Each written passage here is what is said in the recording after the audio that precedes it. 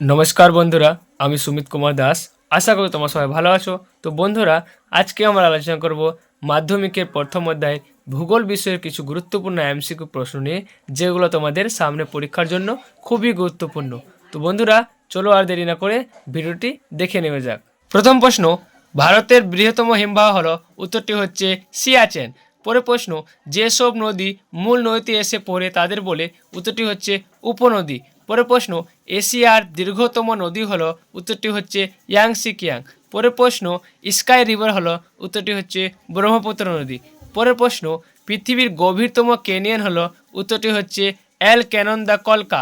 পরের প্রশ্ন, সমপ্রায় ভূমিতে অবস্থিত গোলাকার অনুচ্চ টিলাকে বলা হয়? উত্তরটি হচ্ছে মোনাডনক। পরের প্রশ্ন, দক্ষিণ তালপট্টি দ্বীপটি বর্তমানে? উত্তরটি হচ্ছে ভারতে। পরের প্রশ্ন, নিউমুর দ্বীপটি জলমগ্ন শুরু করে যে ঘূর্ণিঝড় থেকে?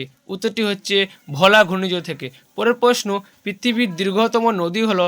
উত্তরটি হচ্ছে নীল নদ। পরের প্রশ্ন, হিমবাহের ক্ষয়চক্রের ফলে সৃষ্ট গর্তকে বলে? উত্তরটি হচ্ছে প্রস্তরখাত বা আবর্ত রেখা।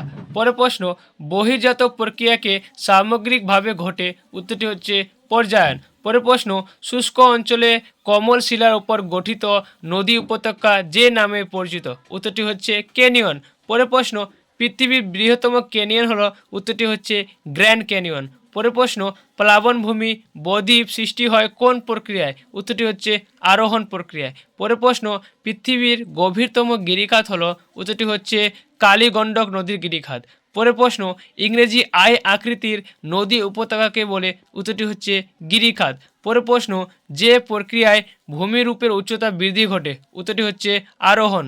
পরের প্রশ্ন, ভোলা সাইক্লোনে উল্লেখিত দ্বীপটি হলো? উত্তরটি হচ্ছে নিউমুর। পরের প্রশ্ন, পাথরযুক্ত অসমান মরুভূমিকে বলে? উত্তরটি হচ্ছে হামাদা।